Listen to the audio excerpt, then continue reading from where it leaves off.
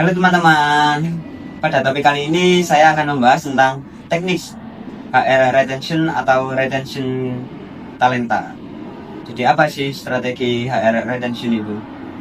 Dalam guguran pandemi kemarin, banyak generasi baru yang berdatangan pada perusahaan.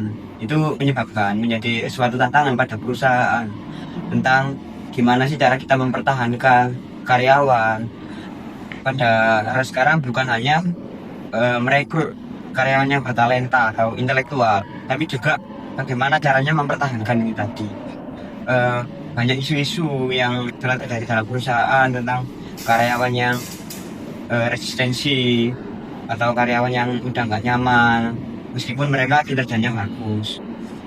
Ya pada era sekarang itu kayak bukan hanya soal meningkatkan gaji, tapi bagaimana sebuah perusahaan bisa mengasih makna agar orang-orang berkualitas atau karyawan yang berkualitas dalam perusahaan tadi tidak lari.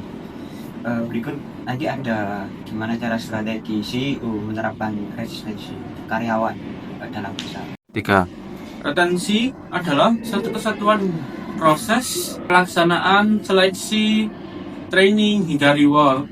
Di dalam podcast tersebut, Pak Tantang selaku Presiden Direktur Tugu Insurance menjelaskan untuk mencapai visi Tugu nomor 1 di Indonesia, pilar utamanya adalah people atau sumber daya manusia. Bagi Tugu Insurance, filosofi utamanya adalah untuk menerapkan keadilan bagi 3 pihak, yaitu shareholder, perusahaan, dan juga untuk karyawan.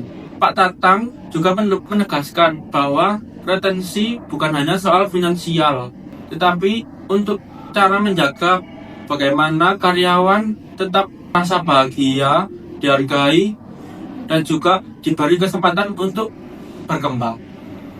3. Menurut Ibu Sylvia dari Willis Tower Watson menyoroti tentang kesalahan yang luput dilakukan oleh perusahaan dalam strategi retensi, yaitu segmentasi.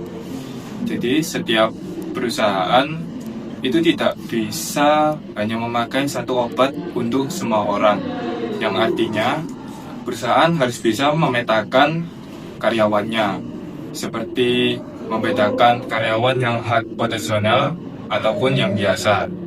Perlakuan rewardnya juga harus berbeda, seperti karyawan yang high potensial harus diberikan reward seperti persentil 75 pasar, sedangkan yang sisanya diberi reward persentil 50 pasar.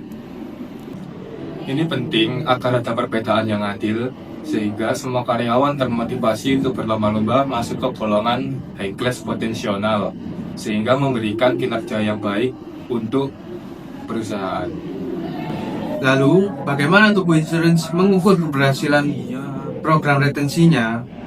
Pak Tatang menegaskan, indikatornya bukan hanya sekedar angka turnover atau karyawan keluar yang rendah. Tugu melihat indikator yang lebih dalam. Yang pertama, apakah diskusi soal pencapaian KPI antara atasan dan bawahan berjalan positif? Yang kedua, bagaimana respon karyawan terhadap program rotasi, workload analisis, atau pelatihan? Dan yang terpenting, apakah produktivitas perusahaan meningkat?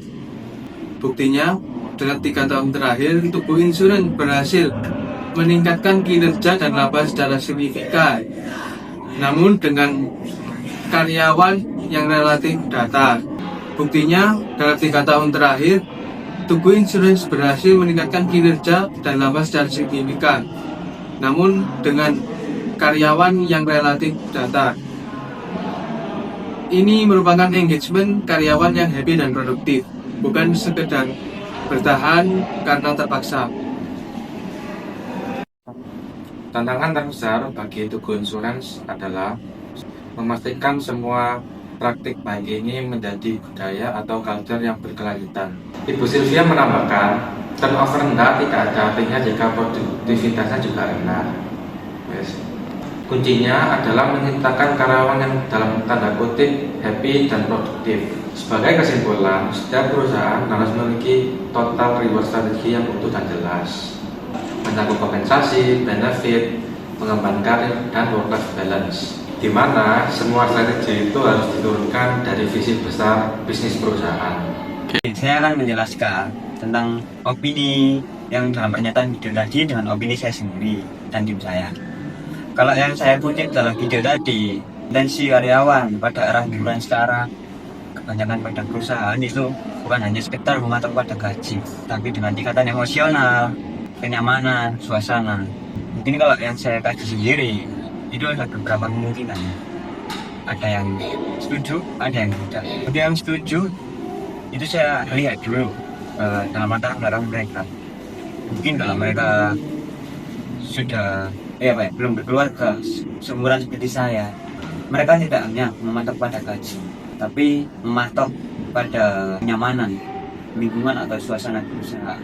Saya tarik lagi, kalau untuk mereka yang sudah berkeluarga, mungkin mau gak mau untuk memenuhi kebutuhan keluarga itu tadi, mereka ya hanya berpatokan pada gaji.